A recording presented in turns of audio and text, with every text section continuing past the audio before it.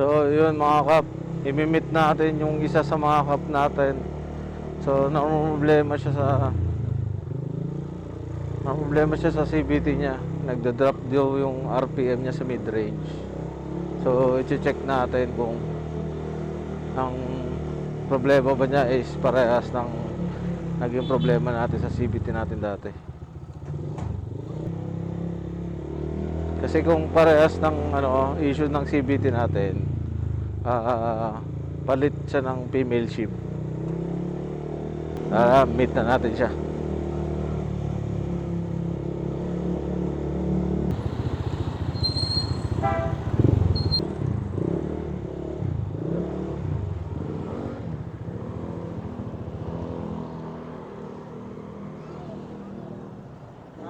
Kap, pacheck nga ako. Sa abala Di, ako lang.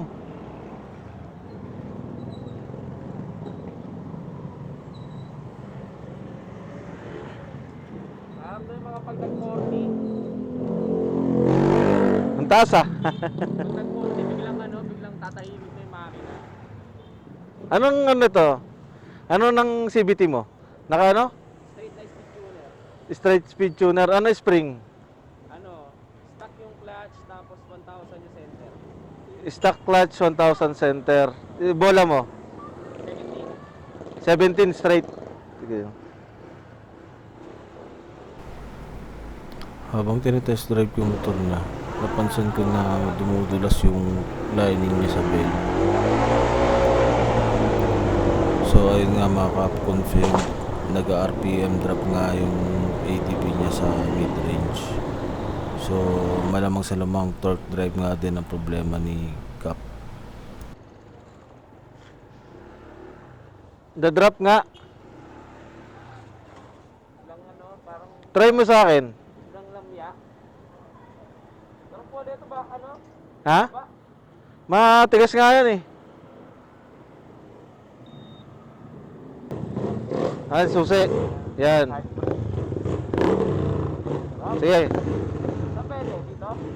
Straight lang yan eh. Pero tingnan mo lang.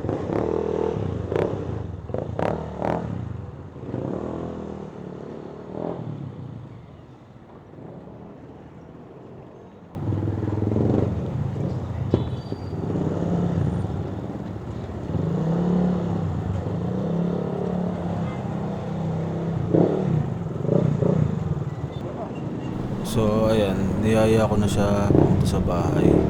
So ang plano namin is pagpalitin yung torque drive ko tsaka yung torque drive niya, and then test drive niya kung mawawala ba yung RPM drop niya sa mid-range. Ayun mga kap, nung part na binuksan ko yung CVT niya, hindi ko nakuha na ng video, pero napansin ko na ang gamit niyang lining is yung matigas na lining, and then yung bell niya is walang groove. So kung gagamit kayo ng bell na walang groove, make sure na ang gagamitin yung lining is yung stock lining.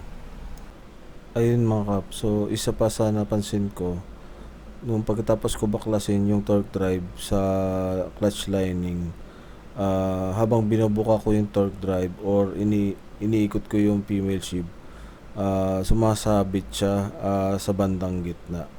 Same issue to dun sa torque drive ko. So kaya ako nagpalit. For your information rin pala mga kap, so yung issue ko, nag-start lang siya after ko ipa-degree yung pulley ko. So nagpa-calcal pulley ako.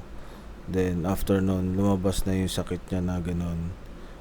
Tinanong ko rin si Kap, sabi rin niya, after din niya magpa-degree ng pulley, dun din lumabas yung sakit ng torque drive niya. Siguro yung torque drive natin is hindi compatible sa mas mababang degree na pulley. Nung matapos ko na pagpalitin yung torque drive namin, yun na, tinesting na ni Kap. So pagbalik niya, yun nga, sabi niya nga sa akin na nawala nga daw yung RPM drop. So na-confirm namin na yun din talaga yung naging issue niya. Maraming salamat mga kap sa mga nanonood ng video. sana nakatulong tong video ko sa mga katulad namin na may kaparehong issue. So kung nagbabalak kayong bumili ng female sheave, just make sure na yung female sheave na bibilhin nyo is yung merong linear groove, kasi ang stock torque drive natin is dual angle siya, yung para siyang pa-curve siya. Siya nga pala mga kap, bago ko malumutan, kung nagbabalak din kayong bumili ng QTech Performance female torque drive, yung oil seal seat nya is kailangan nyo ipatorno para magkasya. So yun, hanggang sa muli, bye bye.